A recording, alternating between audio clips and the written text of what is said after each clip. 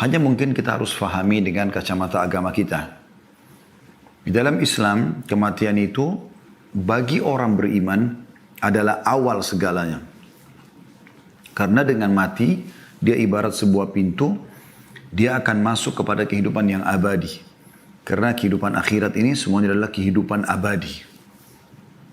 Sudah nggak ada lagi kematian. Allah katakan dalam Al-Quran, La yadhukunal mauta illa mautatal ula. Orang yang sudah menuju ke akhirat, mereka tidak akan rasakan lagi kematian, kecuali kematian yang pertama saja. Dan pada saat terjadi beberapa syuhada, ya, meninggal di peperangan bersama Nabi SAW, Nabi SAW menyusun jenazah mereka sambil mengatakan, teman-teman kalian ini sedang berbicara dengan Tuhan kalian.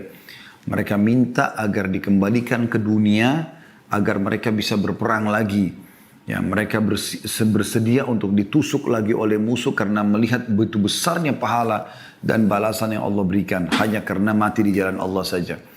Maka Allah SWT berfirman kepada mereka, sudah menjadi peraturanku, kalian tidak akan pernah kembali lagi ke sana. Maka mereka mengatakan, kalau begitu ya Allah, ya sampaikan kepada saudara-saudara kami yang belum menyusul kami agar mereka jangan takut dan jangan bersedih. Hanya yang jadi masalah sekarang teman-teman sekalian, kematian bagi orang kafir, orang munafik, orang musyrik yang menyekutukan Allah Subhanahu wa taala dan mereka tidak bertaubat sebelum meninggal, dalam arti kata beriman kepada Allah Subhanahu wa taala dan beramal saleh, maka mereka akan menghadapi kematian sebagai sebuah, ya, penyesalan yang abadi. Ya, akhir segalanya bagi mereka. Kalau orang beriman, awal segalanya. Ya. Dan teman-teman bisa lebih jauh insya Allah bisa mengikuti ceramah kami tentang ini di playlist YouTube Khalid Basalam Official. Insya Allah ada kajian kitab At-Tadhkirah. Ya, itu yang tulis oleh Imam Qurtubi rahimahullah. Kita sudah panjang lebar menjelaskan tentang satu persatu prosesi kematian dan seterusnya. Tapi saya juga tetap akan berikan gambaran. Ini kata kunci tadi yang awal ya. Yaitu mati akan menjadi awal segalanya bagi orang-orang beriman. Ya, tidak ada sesuatu yang menyedihkan bagi mereka pada saat meninggal. Makanya para salafus saleh dulu, mereka kalau ada yang sedang sakit dan menghadapi kematian, maka teman-temannya datang sambil mengatakan berita gembira buat kamu. Orang mau meninggal lalu dikatakan berita gembira. Gitu. Maka tentu kita perlu tahu kenapa. Kenapa kok dia mengatakan berita gembira kepada temannya yang sakit keras, yang sedang mau menghadapi sakaratil maut. Maka terjelaskan setelah itu mereka mengatakan, maksudnya setelah apa yang mereka paparkan ya, mereka mengatakan karena sebentar lagi kau akan bertemu dengan Allah, kau akan bertemu dengan Rasulullah SAW, kau akan melihat surgamu. Karena memang dengan kematian kita baru mendapatkan apa yang Allah janjikan. Jangan lupa teman-teman sekalian, ayah kita semuanya, ayah seluruh manusia yang bernama Adam alaihissalam, Allah ciptakan untuk dimasukkan ke dalam surga. Dan bukan di dunia ini, ya, atau di bumi. Allah subhanahu wa ta'ala menciptakan Adam alaihissalam dan keturunan untuk di surga. Lalu Allah subhanahu wa ta'ala menguji Adam alaihissalam dengan diturunkan di muka bumi. Lalu diturunkanlah syarat-syarat peraturan-peraturan. Siapa yang patuh dia akan kembali ke surga. Siapa yang membangkang disiapkan tempat lain yaitu neraka. Oleh karena itu teman-teman dari poin ini, setiap orang di antara kita yang punya kerabat yang masih non-muslim ya, Anda berusaha untuk menyampaikan Islam itu. Dan tugas Anda hanya menyampaikan. Usahakan jangan sampai mereka meninggal dunia kecuali dalam keadaan Islam. Sebagaimana Allah SWT mengatakan, وَلَا تَمُوتُنَّ إِلَّا وَأَنْتُمْ مُسْلِمُونَ. Dan janganlah kalian meninggal kecuali dalam keadaan Islam. Baik teman-teman sekalian. Setelah kita menjelaskan tadi tentang masalah kematian sepintas. Allah Subhanahu Wa Taala juga menciptakan segala itu berpasang-pasangan ya. Ini kurang lebih kerangka fikir poin keduanya supaya kita bisa membentuk kerangka fikir tentang apa bahasan kita. Allah menciptakan berpasang-pasangan maksudnya begini. Ada malam dan siang, ada muda dan tua, ada laki-laki dan perempuan, ada sehat dan sakit, ada muda dan tua, ya, ada terang dan gelap, ya, ada benar dan salah. Ya. Ini berpasang-pasangan, ada kanan, ada kiri. Ya. Ini semua berpasang-pasangan. Sebagaimana juga ada hidup, ada mati. Ya. Ada dunia, ada akhirat. Nah, ini sebuah rangkaian teman-teman. Siapa yang memahami ini, maka dia akan sangat tenang melalui kehidupan. Karena pada saat dia sakit, dia tahu, dia pernah sehat. Dan ini pasangan, tidak mungkin dipisahkan. Pada saat dia sehat dia bersyukur, pada saat dia sedang sakit dia bersabar kan gitu.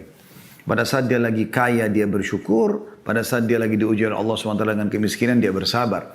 Maka selalu begitu, ya. Pada saat masa muda dia isi dengan kesempatan menggunakan tenaganya dalam kebaikan, pada masa tua ya dia tinggal mempertahankan itu. Nah, seperti itu kurang lebih gambarannya. Nah, orang akan bisa stabil hidupnya karena dia melalui itu. Sama dengan ada dunia, ada akhirat, ada hidup, ada mati. Maka kita kalau faham ini kita akan siap menghadapi kematian karena memang toh kita tahu setelah hidup ini ada mati. Walaupun cuma sekali saja kita mati gitu kan. Sebagaimana dunia ini juga ada kan ada akhirat. Ibnu Taimiyah rahimahullah berkata, di dunia ini ada surga. Siapa yang merasakannya dan mendapatkannya maka dia akan mendapatkan juga surga di akhirat. Maksudnya surga bagi orang-orang beriman dengan dia melaksanakan perintah Allah. Karena orang beriman ini teman-teman nikmat sekali.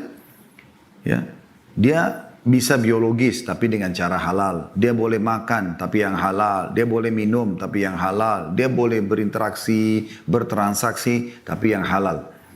Dan yang halal lebih banyak daripada yang haram. Yang haram itu sedikit sekali.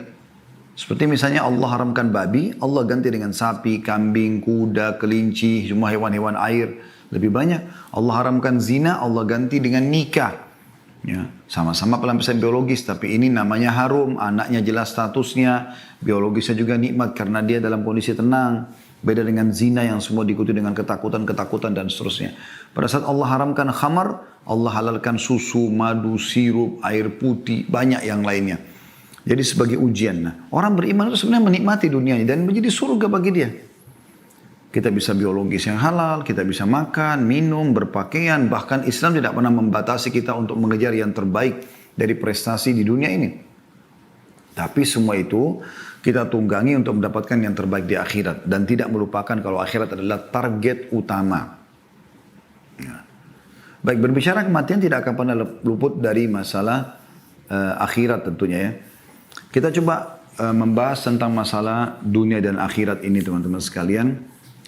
Beranjak daripada surah Al-Qasas, surah nomor 28, ayat 77. Saya berharap teman-teman bisa membuka ayat ini supaya kita tadabburi bersama-sama. Sekali lagi, surah Al-Qasas, surah nomor 28, ayat 77. Semoga Anda sudah buka tentunya. Allah Subhanahu wa taala berfirman, A'udzubillahi minasyaitonirrajim. وابتغي فيما آتاك الله الدار الآخرة ولا تنس نصيبك من الدنيا وأحسن كما أحسن الله إليك ولا تبغي الفساد في الأرض إن الله لا يحب المفسدين. Dan carilah apa yang telah Allah anugerahkan kepadamu dari kebahagiaan negeri akhirat. Kejar semua di akhirat. Surga, bidadari, bidadara, istana, buah-buahannya, pakaian sutranya. Kejar semua itu. Dan teman-teman kalau mau lebih jauh tentu saya tidak bisa bahas semua ini ya. Karena dalam 1 jam ini tidak mungkin kita padatin semua. Saya kasih kerangka-kerangka atau pokok-pokok dasarnya. Tapi Anda bisa kembali ada kajian saya di YouTube membahas buku ini. Rasulullah SAW bercerita tentang surga dan neraka. Ini sekitar 30 pasal sekian surga, 30 pasal sekian neraka. Ini ada bahasan sendiri. Ya. Dan setiap pasal itu bisa dilewatkan satu pertemuan. Artinya ini bisa 60, 50, 60 kali pertemuan. Ya. Baik teman-teman sekalian, Allah mengatakan kejarlah apa yang Allah janjikan di akhirat sana. Itu target utama seorang muslim. Targetnya adalah akhirat, bukan dunia. Dan jangan kamu lupakan bagianmu dari kenikmatan dunia. Selama halal nikmati. Islam tidak pernah melarang itu. Anda berpakaian yang bagus, punya kendaraan yang bagus, Anda punya pekerjaan yang bagus, semuanya. Ya. Dan berbuat baiklah kepada orang lain sebagaimana Allah telah berbuat baik kepadamu. Selama kau di dunia, berbuat baiklah. Dan janganlah kamu berbuat kerusakan di muka bumi. Ya, jangan mengacaukan, membuat keonaran dan segala macam. Buat kemaksiatan. Sesungguhnya Allah tidak menyukai orang-orang yang berbuat kerusakan. Ya, tapi saksi bahasan kita adalah potongan pertama ayat. Jangan kamu lupakan bagian, kejarlah apa yang Allah janjikan di akhirat nanti dan jangan lupakan bagianmu dari dunia. Baik teman-teman sekalian, seorang muslim di poin yang ketiga yang saya ingin bahas, dianjurkan agar selalu mengisi waktu yang terbatas di dunia ini dengan amal-amal saleh. untuk dia bawa ke akhirat sana. Coba kita dengarkan teman-teman sekalian bagaimana Umar bin Abdul Aziz rahimahullah. Kita dengarkan dulu ayat Al-Quran ya. Kita coba tadabburi ayat Al-Quran yang juga Allah menjelaskan kalau dunia ini kita lalui iya, kita kejar prestasi terbaik iya, tapi untuk akhirat ya, supaya nanti kita panen di sana. Setiap kali orang selalu hubungkan pekerjaannya, interaksinya dengan akhirat, maka dia akan tentram. Ya. Sekarang contoh misalnya, suami menasihati istrinya. Kalau dia targetnya adalah mengejar pahala yang dia akan panen dari Allah di akhirat nanti, dengan cara menasihati istrinya, atau istri pada suami, atau orang tua pada anak, atau anak pada orang tua, atau teman dengan teman, atasan sama bawahan, bawahan sama atasan, masyarakat dengan pemimpin, pemimpin para masyarakatnya, semua saling mengejar apa yang dijanjikan di akhirat, akan indah sekali kehidupan itu. Karena setiap orang akan berusaha memberikan yang terbaik. Karena dengan baiknya orang itu, semenjak dia jadi baik, dia patuh kepada Allah beramal saleh, kita akan panen pahalanya. Ya. Dan itu yang diwasiatkan Nabi SAW kepada Ali bin Abi Thalib pada saat beliau ya ingin menyerang membawa pasukannya menyerang benteng Khaybar orang-orang Yahudi. Beliau mengatakan, hai Ali, ketahuilah, kalau kau menjadi penyebab satu orang dapat hidayah, dapat petunjuk, maka kau akan mendapatkan lebih baik daripada humurun ni'am. Humurun ni'am itu nikmat terbesar ya, yang buat orang senang di muka bumi ini. Pada saat itu digambarkan dengan unta betina yang sudah memerah badannya atau besar gitu ya. Allah berfirman dalam surah Mu'min ayat 39. Surah Mu'min ayat 39. Kalau Anda mau buka juga silahkan. Potongan ayat di situ Al-Mu'min 39. Potongan ayatnya ada di situ. A'udzubillahi minasyaitonirrajim. Innama hadhil hayatud dunya mata'un wa innal akhirata hiya darul qarar. Sesungguhnya kehidupan dunia ini hanya kesenangan sementara. Artinya pupuk untuk bawa ke akhirat. Dan sesungguhnya akhirat itu negeri yang kekal. Negeri yang abadi. Di dunia ini kalau ada seseorang yang sudah meninggal dunia, teman-teman sekalian, kita kehilangan dia masuk kuburan, kemudian kita masih hidup di dunia ini. Kita kehilangan interaksi sama dia di dunia ini. Tapi kita akan, orang yang beriman tentang akhirat tahu ini akan ketemu bersama dengan dia. Akan bersama dengan dia. Kita semua akan ketemu dengan seluruh manusia. Bahkan Nabi Adam AS. Bukan cuma ayah, kakek atau nenek kita ke atas. Sampai ke Nabi Adam AS kita akan ketemu. Dengan para nabi-nabi yang pernah kita dengar kisahnya dalam Al-Quran. Kita akan ketemu dengan mereka. Cuma memang yang penting adalah bagaimana tiket Anda sama dengan orang-orang beriman. Iman dengan amal soleh akan ke surga bersama mereka. Kalau kufur, pembangkangan, kemunafikan, kemusyrikan akan ke neraka bersama dengan orang-orang yang membangkang. Fir'aun dan grup-grupnya tentunya. Nabi SAW menggambarkan tentang bagaimana seorang mukmin selalu menjadikan akhirat sebagai targetnya. Dunia dia lalui iya. Nabi SAW menikah. Nabi SAW punya anak, punya cucu. Nabi SAW punya bisnis, berbisnis. Nabi SAW menjadi pemimpin. Ya. Nabi SAW juga berinteraksi dengan masyarakat, anak kecil, orang tua, laki-laki, perempuan, seperti itu. Dan beliau mengingatkan kepada kita semua dalam hadisnya yang diriwayatkan oleh Tirmidzi, Ibnu Majah, Al-Hakim juga meriwayatkan dan ini disahihkan oleh Syekh Albani rahimahumullah semuanya. Kata Nabi SAW, mali walid dunya innama mathali wa mathalud dunya kamathali rakibin qala fi dhilli syajaratin thumma raha wa tarakaha.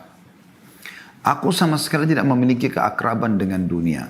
Perumpamaanku dengan dunia bagaikan seseorang yang berada dalam perjalanan. Dia beristirahat di bawah sebuah pohon rindang, lalu dia pergi dan meninggalkannya. Ya, jadi artinya seorang mukmin bukan menjadi target utamanya dunia. Bahkan para sahabat ya dinukil dari para tabi'in dikatakan bahwasanya saya telah menemui orang-orang, maksudnya dari kalangan sahabat Nabi, dan tidak pernah sama sekali mereka merasa sedih dengan hilangnya dunia dari mereka. Atau apapun dari urusan dunia ini. Mereka lebih merasa sedih kalau ketinggalan sholat subuh berjamaah. Mereka lebih sedih daripada ketinggalan sholat tahajudnya. Mereka sedih kalau tidak sempat bersedekah. Kalau tidak sempat membaca Al-Quran. Itu yang mereka sedih. Karena targetnya akhirat. Targetnya akhirat. Dunia datang, alhamdulillah, dia berusaha maksimal. Tidak datang atau luput dari dia, maka dianggap kecil bagi dia. Asal jangan sesuatu yang akan dia bawa menuju ke akhirat ini yang hilang. Dan Nabi SAW juga mengingatkan kepada kita, kun fid dunya ka'annaka gharibun aw abiri sabil. Jadikan dirimu di dunia ini seperti orang yang asing atau hanya orang yang melintas saja. Hadis riwayat Bukhari. Ini hadis riwayat Bukhari. Juga Nabi SAW bersabda, "Iqtarabatis sa'ah, wa la yazdadu an-nasu 'ala ad-dunya illa hirsa, wa la yazdaduna minallahi illa bu'da." Hari kiamat telah dekat. Sudah banyak miliaran orang melewat sebelum kita sudah meninggal semuanya. Kita pun akan masuk dalam keramaian itu, akan meninggal juga. Kemudian akan datang generasi setelah kita sampai terjadi kiamat. Lalu dibangkitkan semuanya. Ya, enaknya kita sebagai orang beriman sudah dapat bocorannya itu teman-teman sekalian. Kata Nabi SAW, hari kiamat telah dekat. Karena sudah tinggal sedikit. Ini ujung-ujungnya saja kita hidup di akhir-akhirnya. Ya, sampai kata Nabi SAW, hitunglah termasuk tanda-tanda kiamat adalah meninggalnya aku. Dan Nabi SAW sudah meninggal 1400 tahun yang lalu. Hari kiamat sudah dekat. Tidak ada yang bertambah dalam diri manusia terhadap dunia melainkan ketamakan saja. Ada orang yang terlalu berlebihan, dunia aja dan tidak mau berpikir akhirat. Sehingga dia tidak perlu tahu itu halalkah, itu haramkah. Intinya dia dapatkan sikut sana, sikut sini, menipu sana, menipu sini, durhaka sama orang tua dan segala macam. Dan mereka tidak bertambah kepada Allah melainkan semakin jauh saja. Yahya bin Mu'adz mengatakan, rahimahullah, aku sama sekali tidak memerintahkanmu untuk meninggalkan dunia. Akan tetapi aku memerintahkanmu untuk meninggalkan dosa-dosa. Ya selama dunia nikmati silakan, selama halal. Tapi jangan masuk pintu dosa. 5 huruf ini halal jaga, 5 huruf yang lain haram jauhi. Meninggalkan dunia hanya merupakan keutamaan, sedangkan meninggalkan dosa adalah sebuah kewajiban. Dan menegakkan kewajiban lebih penting bagimu dibandingkan kewajiban atau kebaikan-kebaikan dan keutamaan yang sifatnya tidak wajib. Ada sebuah statement yang menarik dari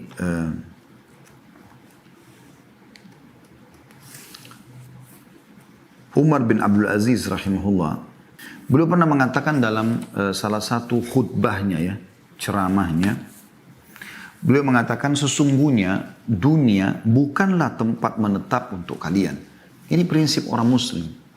Kita bukan di sini tempat kita. Kita ini semua anak-anak akhirat.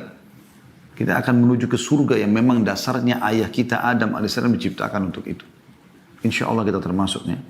Sesungguhnya dunia bukanlah tempat menetap untuk kalian. Karena Allah telah menentukan baginya kefanaan. Akan hilang dunia ini. Akan terjadi kiamat, hancur semuanya. Dan Allah telah menentukan bahwa penghuninya akan pergi. Meninggalkan dunia semua. Berapa banyak bangunan yang sangat kokoh menjadi roboh hanya dengan sedikit sebab. Gempa dan yang sejenisnya. Berapa banyak penghuninya yang bersenang-senang di dalamnya lenyap hanya dengan sedikit sebab. Banyak cuplikan di YouTube ya. Lagi joget-joget mati. Lagi duduk di pinggir pantai kena tsunami. Terjadi gempa, hancur segala macam. Kata beliau, maka perbaikilah. Semoga Allah merahmati kalian semua. Perjalananmu itu dengan sebaik-baik barang bawaan yang kalian miliki dan berbekallah. Dan sesungguhnya sebaik-baik bekal adalah takwa. Maksudnya kepatuhan kepada Allah. Allah perintahkan kerjakan, Allah larang jauhi. Dan ketika dunia ini bukanlah tempat menetap bagi seorang mukmin dan bukan pula tanah airnya yang hakiki, maka seyogyanya ia di dunia ini berada dalam satu keadaan di antara dua keadaan. Yakni sebagai orang asing yang singgah di sebuah negeri yang di dalam benaknya hanyalah berbekal untuk kembali ke tanah airnya. Dan atau yang kedua, bagikan seorang musafir yang sama sekali tidak singgah. Siang dan malam hanya diisi dengan perjalanan menuju tempat tujuan. Atau yang dimaksud sini adalah akhiratnya. Ya, akhiratnya. Jadi ini sebuah statement yang menarik ya. Beliau mengatakan dalam khutbah yang lain juga, setiap perjalanan membutuhkan bekal, maka bekalilah diri kalian dengan takwa untuk perjalanan dari dunia menuju akhirat. Jadilah seperti orang yang benar-benar diancam dengan siksa Allah sehingga kalian merasa takut dan berharap. Dan janganlah merasakan tenggang waktu yang masih panjang sehingga hati menjadi keras dan akhirnya kalian tunduk kepada musuh. Karena sungguhnya panjang angan-angan bagi orang yang tidak tahu bahwa dia tidak akan menemukan waktu sore ketika dia berada di waktu pagi, dan bagi orang yang tidak tahu bahwa dia tidak akan menemukan waktu pagi ketika dia berada di waktu sore. Padahal kematian sebenarnya telah ditetapkan baginya pada waktu itu. Teman-teman yang ikuti acara kita ini, saya ingin berbagi teman-teman sekalian. Apa yang menjamin sekarang saya dan Anda? Saya mungkin di ruangan ini, Anda mungkin di tempat Anda masing-masing. seseorang di antara kita tiba-tiba melihat malaikat maut. Dan itu pasti terjadi. Tidak mungkin tidak. Anda tidak akan mungkin bisa luput dari itu. Dan itu hanya Anda yang menyaksikannya. Anda kalau ketik di YouTube kematian tiba-tiba, banyak sekali cuplikan. Ya, hanya untuk ambil pelajaran saja. Ada orang lagi ngobrol sama teman yang tiba-tiba jatuh. Ada orang yang lagi mabuk-mabukan nyanyi-nyanyi jatuh. Ada juga orang yang lagi ceramah meninggal. Orang baik, orang jahat semua akan mati. Bahkan orang nabi-nabi pun sudah meninggal. Dan pada saat itu teman-teman, kita udah nggak bisa buat apa-apa. Pada saat malaikat maut itu datang, kita tidak bisa buat apa-apa. Yang ada cuma penarikan ruh. Apa kata Nabi SAW? Kalau orang beriman akan melalui kematian, maka akan datang kepadanya 3 sosok malaikat. 1 malaikat maut di ubun-ubun kepalanya, 2 malaikat kasih sayang di kiri kanannya, membawa kain kafan dari surga. Kemudian malaikat maut akan mengatakan, hai jiwa yang baik, keluarlah kepada rahmat dan karunia Tuhanmu. Maka ruh itu keluar dengan sangat cepat seperti air dari mulut kendi. Belum sesaat keluar, dipegang oleh malaikat rahmah kasih sayang tadi, lalu dibungkus dengan kafan dari surga, lalu dibawa ke langit. Menembus 7 lapis langit, menghadap kepada Allah subhanahu wa ta'ala. Ya. Kemudian, setiap malaikat yang dilewati oleh ruh tersebut bertanya kepada malaikat yang membawanya, siapa ini? Ruh siapa ini? Karena mengeluarkan bau lebih wangi dari kasturi. Dari bau kasturi. Semoga kita insya Allah termasuk itu. Maka malaikat rahmah mengatakan, Fulan bin Fulan. Namanya yang paling baik di dunia. Ini penyampaian Nabi SAW, bukan penyampaian saya. Ya, ini wahyu yang diberikan bocorannya kepada kita. Bagaimana prosesi orang kalau meninggal itu. Maka malaikat-malaikat mengatakan, semoga Allah membiarkan ruh ini lewat di sisi kami. Karena wanginya. Lalu terdengarlah suara dari langit mengatakan, catatkan hambaku ini termasuk penghuni surga. Kembalikan dari dunia, karena di sana saya ciptakan, di sana pula saya akan bangkitkan. Maka dikembalikan ruhnya bersamaan dengan jasadnya diantar oleh para kerabatnya atau tetangga-tetangganya. Pas tiba di kuburan dimasukkan, kata Nabi SAW, 3 langkah mereka pulang, dia masih bisa mendengarkan suara sendalnya. Kemudian, ya, datanglah 2 malaikat, Munkar dan Nakir, menundukkannya lalu menanyakan, siapa Tuhanmu, siapa Nabimu, apa kitabmu. Mungkin Anda sudah sering dengar cerita orang-orang tua kita dan guru-guru ngaji kita waktu kecil masalah ini ya. Dan ini benar terjadi. Nabi SAW sampaikan dalam hadis sahih. Lalu menanyakan kepadanya, siapa Tuhanmu, siapa Nabimu, apa kitabmu. Kalau dia orang beriman, kata Nabi SAW, maka dia masuk dalam firman Allah, yuthabbitullahu alladhina amanu bil qawli tsabit fil hayatid dunya wa fil akhirah. Allah akan menetapkan di lisan orang-orang beriman untuk bisa menjawab. Selama di dunia, kenapa kau sholat, kenapa kau puasa, kenapa kau gini. Dia punya jawaban, ada dalilnya. Ya, dan di akhirat, maksudnya di alam barzah, di kuburan, dia akan bisa menjawab pertanyaan malaikat tersebut. Setelah dia jawab, Tuhanku Allah, Nabiku Muhammad, kitab Al-Quran, maka dibukakan baginya pintu neraka. Api, panas, yang bau yang tidak sedap. Dia ketakutan, kata malaikat, lihat dari apa Allah selamatkan dirimu. Ditutup, dibuka pintu surga, terciumlah padanya wangi-wanginya. Dan dia kagum, malaikat mengatakan ini tempat kau sekarang.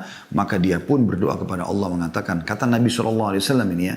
Kata Nabi Muhammad SAW, dia berdoa mengatakan, ya Allah cepatkan waktu karena aku ingin masuk ke dalam surgaku. Lalu kemudian datang di sebelahnya orang yang tampan, wangi, bersih. Dia kagum, maka orang itu mengatakan, saya adalah amal soleh yang akan menemani kau sampai hari kiamat. Lalu terdengar suara mengatakan, bentangkan kuburan hambaku ini seluas pandangan matanya. Mungkin kalau kita lihat orang yang masih hidup ini, kita lihat kuburan cuma yang lahat 1 kali 2 meter saja. Tapi ya, yang sebenarnya adalah lebih daripada itu. Orang beriman lebih luas dari pandangan matanya.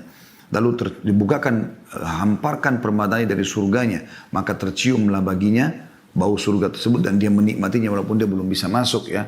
Maka jadilah kuburannya taman dari taman surga. Semoga ya Allah kita termasuk ini semua.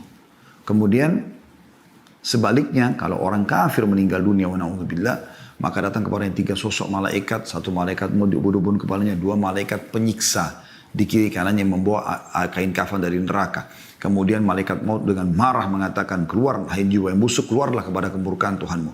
Maka ruhnya berantakan di tubuhnya, tidak mau keluar. Lalu malaikat maut mencabut, menarik dengan keras, kata Nabi SAW, sampai roh itu tercabut, ibaratnya seperti bulu domba yang dibasahkan, dililitkan di pohon berduri, kemudian ditarik dengan keras. Bagaimana berantakannya bulu itu, seperti itulah ruhnya.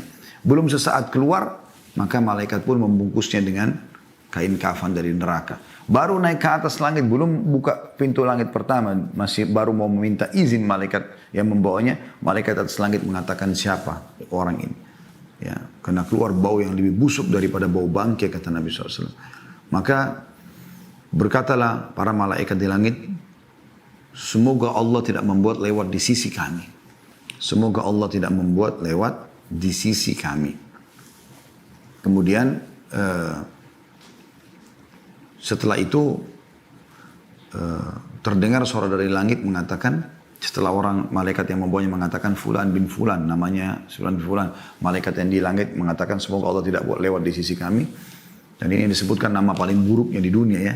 Kemudian terdengar Allah berfirman subhanahu wa ta'ala, catatkan hambaku ini termasuk penghuni neraka, karena di sana dan kembalikan di dunia, di sana saya ciptakan, di sana pula saya bangkitkan. Lalu diantar ruhnya bersamaan jasadnya dimasukkan ke dalam liang lahat. 3 langkah pengantarnya pulang, dia masih bisa dengar suara sendal, setelah itu sudah tidak lagi. Lalu malaikat Munkar Nakir datang mendudukkan dia, lalu menanyakan siapa Tuhanmu, siapa nabimu, apa kitabmu. Walaupun teman-teman hafal mati jawabannya ini, maka dia akan masuk dalam hadits ini. Kata Nabi SAW, dia akan mengatakan, innama aqulu kama kana yaqulun nas. Saya nggak tahu, saya cuma ikut-ikut dulu orang bilang apa. Gitu. Nah, akhirnya setelah itu dibukakan baginya pintu surga. Dia lihat permadani, buahannya, pelayannya indah sekali, baunya wangi. Lalu dia gembira, tapi kata malaikat, lihat dari apa kau haramkan dirimu. Harusnya kau bisa masuk sini, tapi kau sendiri yang buat ini. Ditutup, dibuka pintu neraka. Panasnya, bau busuknya, segala macam. Kata malaikat, ini tempat kau. Tidak bisa kau lari dari sini. Maka dia pun mengatakan, ya Allah jangan cepatkan waktu karena aku tidak ingin masuk ke nerakaku. Lalu datang di sebelahnya orang yang busuk tampangnya, menakutkan. Lalu kemudian dia mengatakan, siapa kamu ini? Kata orang tersebut, saya amal burukmu, dosamu yang akan menemani kau sampai hari kiamat. Wa na'udzubillah. Kemudian Allah utus dalam penutup riwayat Bukhari disebutkan, Allah utus malaikat yang tidak punya penglihatan dan pendengaran yang membawa sebuah besi. Yang kalau besi itu seluruh jin dan manusia bersatu untuk membalikkan, mereka tidak akan mampu.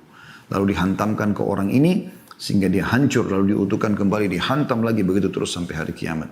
Riwayat yang lain menyebutkan maka kuburan ya, dinding kuburannya akan menjepit tubuhnya sampai tulang rusuknya seperti ini.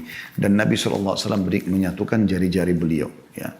Jadi sebagian ulama mengatakan dua riwayat ini bisa digabungkan antara dia dipukul sama diremukkan gitu kan. Begitu terus sampai hari kiamat, maka jadilah kuburannya lubang dari lubang neraka. Ada sebuah riwayat juga atau athar menyebutkan pada saat dia dipukul dia teriak dan semua makhluk Allah mendengarkan kecuali jin dan manusia. Dan kalau mereka mendengarkan mereka akan meninggal seketika. Saudaraku seiman, hal-hal seperti ini adalah hal imaniyah, masalah keimanan. Dan ini kalau Anda membuka hati Anda dengan keimanan, Anda bisa merenungi tentu hal-hal seperti ini. Kalau Anda hadir di pengajian kita ini bukan dengan keimanan, maka mungkin Anda tidak akan tersentuh dengan hal seperti ini. Syukurlah teman-teman sekalian kita dapat bocorannya seperti ini. Dan tidak ada ruginya Anda mengambil informasi ini. Tidak ada rugi sama sekali. Malah akan membuat kita menjadi orang lebih baik. Kenapa kita jadi lebih baik? Karena kalau kita tahu ada akhirat, ada hisab. Agama ini sebenarnya teman-teman menyuruh kita jadi orang baik kan gitu. Kita disuruh jujur, amanah, tanggung jawab, bakti sama orang tua, jenguk orang sakit, menyenangkan orang, apalah, berbuat baik, bersedekah dan seterusnya. Dan semua punya keutamaan-keutamaan yang akan kita bawa ke akhirat. Dan kita dilarang bohong, menipu, gunjing, fitnah, mukul, caci maki, mencuri, dilarang semuanya, mengganggu orang. Dan diancam dengan ancaman yang berat. Jadi sebenarnya Anda kalau menjadi orang yang agamis, dan Anda faham masalah ini, Anda menjadi orang yang baik. Karena memang agama memandu kita untuk itu. Apalagi Anda hubungkan ini semua dengan akhirat, itu luar biasa. Kehidupan Anda akan sangat mudah ya Anda lalui tentunya. Baik teman-teman sekalian, itu gambaran lebih dalam tentang masalah bagaimana prosesi kematian. Ya. Saya masih ingin menitik beratkan sebuah hadis tentang bagaimana seorang mukmin boleh berprestasi di dunia. Tapi ingat, prestasinya yang halal. Dan usahakan Anda selalu hubungkan dengan akhirat. Apa kata Nabi SAW? Innamad dunya li arba'ati nafar. Dunia ini penghuninya ada 4 saja. Ya, 4 golongan gitu. Abdun razaqahullahu malan wa ilman. Fahuwa yattaki fihi rabbah. Wa yasilu fihi rahimah. Wa ya'lamu lillahi fihi haqqa. Fahadha bi afdalil manazil. Golongan yang pertama, dan ini yang paling terbaik, semoga kita termasuk dalamnya insya Allah, adalah seorang hamba yang Allah karunia dia harta dan ilmu. Malan wa ilman. Kemudian dia bertakwa kepada Allah di keduanya. Maka dengan harta dan ilmu itu dia melanjutkan hubungan silaturahim. Dan dia mengetahui hak-hak Allah di situ. Dia bersedekah, dia zakat, ya. Dia bersyukur. Maka ini adalah yang paling afdal di antara 4 golongan ini. Golongan kedua, wa abdun razaqahullahu ilman wa lam yarzukhu mala. Seseorang hamba yang Allah karunia ilmu tapi belum dikasih harta. Pintar ilmu agama tapi dia miskin. Fahuwa sadikun niyah, tapi dia ikhlas niatnya. Dia tulus menerima keadaannya itu. Fayaqul, kemudian dia berkata pada saat melihat tadi golongan yang pertama, yang Allah karunia ilmu juga harta. Dia sibuk bersedekah, bangun masjid, bangun rumah anak yatim, segala macam, bantu, segala macam bantuan selalu diikuti sama dia. Demi untuk mengejar akhiratnya. Golongan kedua mau buat, tapi nggak ada duitnya. Dia cuma punya ilmu. Apa kata Nabi SAW? Yang penting dia ikhlas nih. Lalu dia berkata, Lau anna li malan la amiltu bi amali fulan, fahuwa biniyatihi fa ajruhu ma sawa. Dia bilang kalau seandainya saya dikarunia oleh Allah harta seperti orang itu dan dia tulus betul-betul memang kalau ada nanti dia akan lakukan, maka dia yang kedua ini dengan niatnya akan mendapatkan pahala yang pertama. Walaupun dia tidak bangun masjid, walaupun tidak bangun anak yatim, tapi memang dia tidak punya duit. Kalau ada betul dia akan lakukan. Ini golongan yang kedua. Jadi orang yang justru bisa mengejar pahala orang-orang yang sudah berbuat baik, tapi dengan niatnya, karena dia tidak mampu melakukannya. Masa juga misalnya orang lumpuh, dia berharap kalau dia tidak lumpuh dia ke masjid. Dia berharap kalau dia mampu dia pergi haji, dia pergi jihad. Nah ini semua masuk dalamnya. Kemudian golongan yang ketiga, yaitu wa abdun razaqahu Allahu malan wa lam yarzukhu ilman. Fahuwa yatakhabbatu fi malihi bighairi ilm wa la yattaqid fihi rabbah wa la yasilu fihi rahimah. ولا يعلم فيه لله حقا وهذا بأخبث المنازل. Golongan ketiga adalah jangan sampai Anda jadi ini orang yang Allah karuniai harta tapi nggak punya ilmu agama sama sekali, nggak faham mana halal mana haram, mana hak Allah, maka dia tidak bertakwa kepada Allah di hartanya. Dia tidak silaturahim dengan hartanya, tidak bantu kerabat-kerabatnya yang susah, bakti sama orang tuanya misalnya, bantu saudara-saudaranya. Dia juga tidak mengetahui hak Allah di situ, maksudnya tidak bersedekah, tidak zakat. Maka ini adalah orang yang paling buruk. Kaya raya tapi nggak ada ilmunya, nggak ada ilmu agamanya. Sehingga hartanya semua untuk foya-foya, untuk diskotik, untuk bar, untuk segala macam gitu ya. Maksiat, buka pabrik minuman keras dan segala macam. Kemudian ada golongan keempat, ini lebih buruk lagi. Golongan ketiga sudah buruk. Ya, karena dia punya harta tapi habis foya-foya di jalan syaitan. Golongan yang keempat lebih buruk lagi. Wa abdun lam yarzukhu Allahu malan wala ilma. Yaitu golongan yang Allah tidak kasih ilmu, nggak punya harta. Miskin, ya, bodoh lagi. Nggak paham agama. Ini biasa jadi kayak tim hore, meramaikan. Ya, orang buka maksiat ini, oke dia datang, dikasih baju kaos datang, wah, tidak ada ilmunya, ikut-ikut bermaksiat. Dia bukan ikuti kelompok pertama sama kedua, tapi dia ikuti kelompok yang ketiga tadi ya. Wa huwa yaqul, sambil dia berkata, "Lau anna li malan la amiltu fihi bi amali fulan, fa huwa bi niyatihi fa wizruhu ma sawa." Lalu dia bilang, kalau saya juga punya duit, saya akan buat seperti orang yang ketiga nih, bangun diskotik, bar, tempat maksiat itu. Maka dengan niatnya itu mereka sama dosanya. Bayangkan ya, ini orang yang paling bodoh. Ini bahaya sekali. Dan ini Nabi SAW juga sudah berikan kepada kita bocorannya teman-teman sekalian. Kita harus sadari masalah ini. Ya. Jangan sampai kita salah dalam masalah ini. Oleh karena itu kita boleh melalui dunia, tetapi laluilah dengan cara yang benar. Ya. Sampai ajal datang. Sebagian salah berkata, wahai manusia, engkau membutuhkan bagian dunia. Tetapi terhadap akhirat engkau lebih membutuhkannya. Jika engkau memulainya dengan dunia, maka engkau telah mengabaikan akhirat. Sedangkan duniamu berada di titik bahaya. Dan jika engkau memulainya dengan akhirat, maka engkau memperoleh duniamu. Karena itu lakukanlah dengan baik. Maka ada istilah kan, siapa yang mengejar akhiratnya, dunianya akan ikut. Dan siapa yang mengejar dunia, akhiratnya akan luput. Ya, dunia boleh, ya, tetapi jangan sampai membuat kita lalai teman-teman sekalian. Ya. Jangan sampai lalai. Ingat akhirat itu jauh lebih besar. Jauh lebih banyak manfaat yang bisa didapatkan. Makanya Nabi SAW bersabda dalam sebuah hadis, Perumpamaan dunia kalian ini dibandingkan akhirat ya, adalah seperti telunjuk seseorang dari kalian yang diletakkan di dalam lautan, kemudian dia angkat. Lihatlah berapa banyak tetesan air yang ikut di jarinya dan berapa banyak yang ada di lautan itu. Dunia yang air yang kita celupkan jari kita di lautan lalu kita angkat sedikit tersisa, apalagi kalau kena angin bisa kering. Sementara akhirat ini adalah ini yang luas. Makanya Allah bilang dalam Al-Quran kan, walal akhiratu khairun wa abqa. Akhirat lebih baik dan lebih kekal. Ya. Waktu Nabi Muhammad SAW mau meninggal dunia, sahabat banyak yang menangis, merasa kehilangan. Maka beliau dalam kondisi lemah datang memaksakan diri ke masjid, kemudian beliau naik di atas mimbar lalu beliau mengatakan, wahai manusia, jangan kalian sedih. Karena pertemuan kita yang sebenarnya, perjanjian kita, di haudku nanti. Haud itu telaga Nabi di mahsyar.